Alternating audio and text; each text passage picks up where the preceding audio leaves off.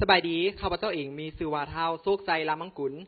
ศิรินทร์ซื่อเบอายุ19ปีปัจจุบันกำลังศึกษาอยู่ที่มหาวิทยาลัยแห่งชาติคณะวิทยาศาสตร์สังคมแห่งบันดาลใจกามาจากตัวเฮาเองนี่แหละที่เป็นคนที่แบบว่ามักในการร้องเพลงแล้วก็อยากสานฝันตัวเองอยากเป็นศิลปินประดับวงการสินะมีความฝันแต่น้อยแล้วก็เลย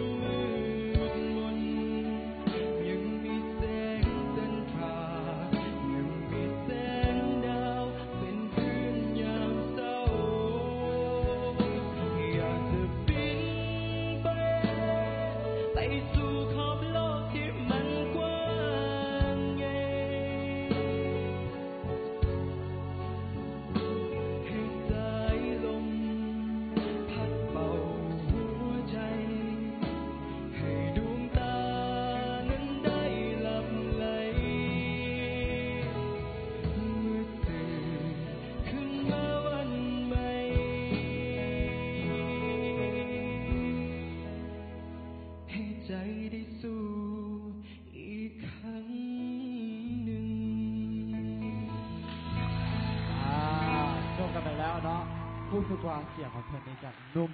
ฟังแล้วรู้สึกเพลิดเพลินกันไปเลยเอาเป็นว่าไปแนะนำน้องคนนี้ให้ทานผสมทางบ้านได้รู้จักกันหลายขึ้นกันดีกว่าซื้ออย่างมาแต่ใส่สบายดีข้าพเจ้าเองมีชื่อว่าท้าวโชคใจรามังกุลหรือว่าเบ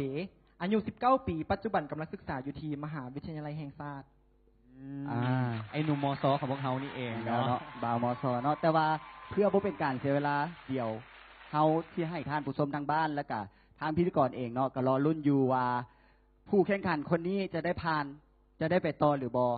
มาพบกับช่วงระยะ The Featuring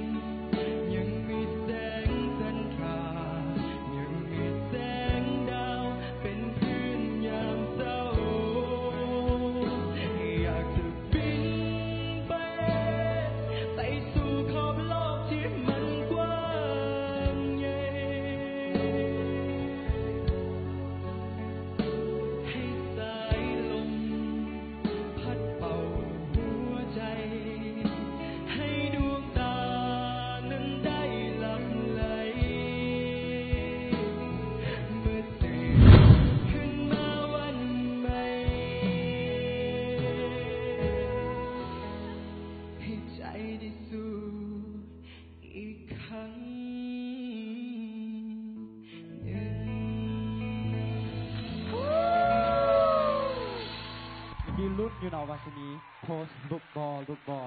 แต่สุดท้ายนั่นโค้ชไก่โอ้ยอย่ากดแน่นหลายเว้ยอันปีที่ก่อนใจสิขาดแล้วไปว่าไปฟังเหตุผลว่าเป็นอย่างโค้ชไก่จึงเลือกน้องคนนี้ที่ไก่ตัดสินใจเลือกน้องเนาะไก่หันความจริงก็อยากลุกขึ้นมาห้องกับน้องแล้วแต่ว่าน้องซ้ายเป็นคนที่มีเสียงที่สามารถสะกดจิตให้ทุกคนได้เศร้าไปนำได้นี่แหละคือเสน่ห์ของน้องเป็นคนที่ห้องเพลงเศร้าแล้ว เศร้าอีหลีคือกันกับไก่เลยเนาะเฮาฮู้จักใส่อารมณ์ใส่อรรถรสในอารมณ์เพลงคือกันฉะนั้นแหละจึงต้องการคนที่เสียงมวลและสามารถถ่ายทอดอารมณ์เพลงได้ฉะนั้นยินดีต้อนรับสู่บ้านของไก่โอแดน